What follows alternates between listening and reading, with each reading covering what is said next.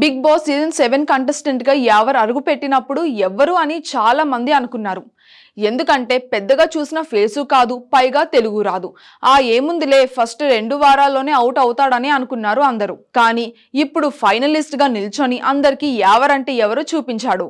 Big boss season 7 లో prince Yawar journey చాలా ప్రత్యేకం.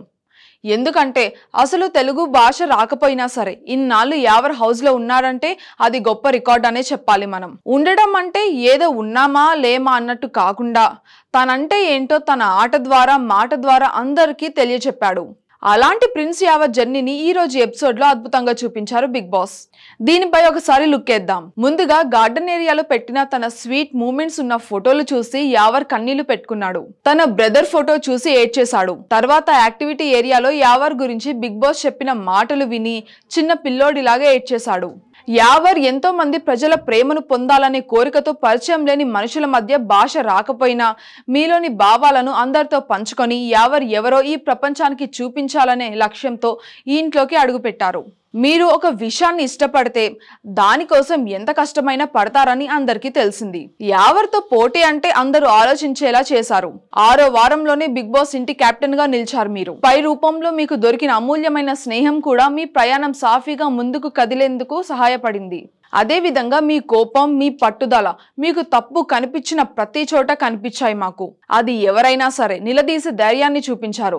అదే ధైర్యం మీరు ఎవిక్షన్ పాస్ ని సాధించేలా చేసింది. మీరు దాన్ని తిరిగి సరెండర్ చేసినప్పుడు నీతిగా గెలవాలనే మీ క్యారెక్టర్ అందరికీ నచ్చింది.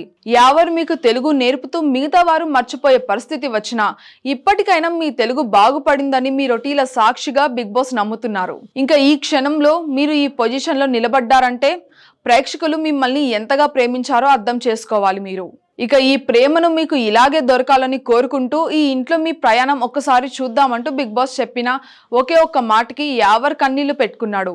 ఇక తన జర్నీ వీడియో చూసి చిన్న పిల్లోడు అయిపోయాడు యావర్. ఏడుస్తూ నవ్వుతూ అక్కడ కనిపించే ప్రతి సీన్ ను ఎంజాయ్ చేశాడు.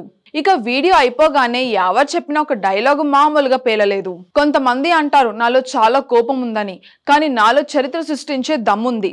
థ్యాంక్ యూ బిగ్ బాస్, ఇంత గొప్ప అవకాశం నాకు ఇచ్చినందుకు. నేను ఒకటే చెప్పాలనుకుంటున్నాను, నేను లైఫ్లో నిలబడితే అవసరం ఉన్న వాళ్ళకి సహాయం చేస్తాను. నేను నిలబడితే ఇంకొకరిని కూడా నాతో పాటు నిలబెడతాను. ఇది యావర్ అంటే. నేను హైదరాబాద్ బిడ్డను కాదు, కోల్కతా బిడ్డను కూడా కాదు, నేను నీ బిడ్డ.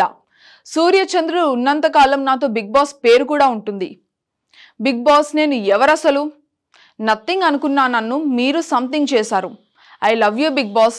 మీరు నా పైన నమ్మకం ఉంచారు. మీ వల్లే నేను ఇక్కడ ఉన్నాను బిగ్ బాస్. అందుకే మా అమ్మ నువ్వు నా రెండో అమ్మ. Thank you audience. నా దగ్గర ఏ వర్డ్స్ లేవు బిగ్ బాస్ అంటూ ఏడుస్తూ అందరినీ ఏడ్పించేశాడు యావర్.